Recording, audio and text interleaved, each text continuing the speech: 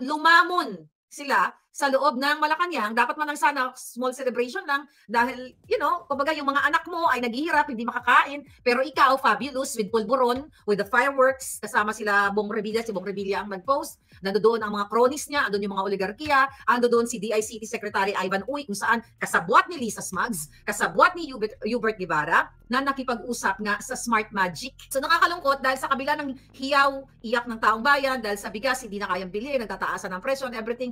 Pero ang inyong presidenteng Kuting o First Gentleman Kuting ay walang pakialam sa inyo. Nagpa-fireworks pa. Ilang milyon ang gasto sa fireworks. Pero as presidente ka, di ba, humihiyaw ang taong bayan, pero wala kang pakundangan, ipapakita mo pa sa taong bayan na kayo ay gumagastos ng pera ng bayan, nagpa-fireworks pa kayo.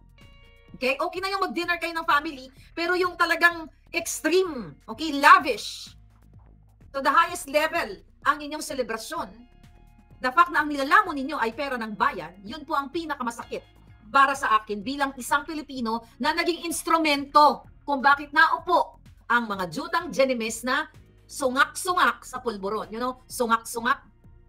It's like greedy. 41 pesos na bigas, mataas na, tapos halos hindi pa makain dahil ang itsura parang pagkain ng pagkain ng ibon. Iba ang kulay, di ba? Dilaw, kulangaw, dilaw, yun ang nakakaiyak kasi alam ko yung pakiramdam ng isang taong walang pambili ng bigas.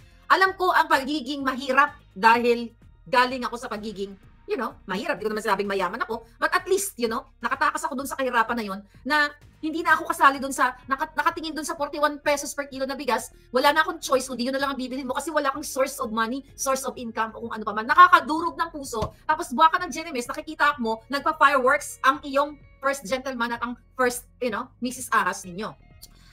Naniniwala ba kayo na nagkaroon ng mix up of luggages? Okay? Nabulungan tayo ng ating puting ahas na walang mix up of luggages. Kundi, sungak-sungak sa pulboronic. Napuyat. Di ba? Nakita nyo naman yung kanyang mata, parang mugto. Baka binoljak pa ni Lisa Smugs. Inantay daw niya yung kanyang suit. So ayaw naman niya daw dumating doon sa summit na yon na siya ay naka-short. Jutang Genimes, this is the picture of a what? Failed, incompetent leadership. Ako nga meron akong, ano tawag dito? Outfit rehearsal. Naka-ready na ako. Ito susuot ko sa gantong araw, ito sa gala night, sa chuchu, elegant night, pag nagko-cruise kami, di ba? Ito ang suot ko, ito yung sapatos ko, ito yung gagamitin ko bag, ito ganyan. Hindi man ako presidente o hindi man ako Mrs. Ahas. Pinaglolo ko niya yung tao. Definitely yung mga audience doon ay hindi naniniwala. The fact na nabulong sa atin ng ahas, na sobrahan lang, nagkasungak-sungak. So, sabi ko nga ulit-ulitin ko, walang kwenta yung mga taong nasa paligid mo. Ibig sabihin, you're not organized, you're incompetent, you don't know what you're doing. Suit lang, bibit-bitid lang yon. Kung may yaya ka, andyan si Hannah Rose na tagahawi mo, na sinisweldohan ng taong bayan ng 300,000 per month, mahigit pa. At ang kanilang mga kupit ng kanyang katpongpiangan dyan sa presidential communications, ayan si Cheloy Amoy Kulob. Lahat yung mga yaya mo at sinisweldohan. Isang suit mo na gagamitin sa summit na yan, nag-mix up pa.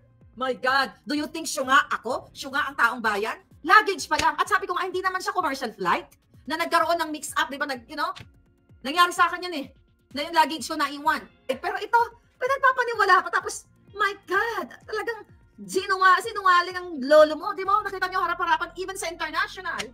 Do you think they will buy that story? Of course not. Hindi man syunga yung mga tao doon, nagtawanan-tawanan sila. Hindi naman syunga bells yun.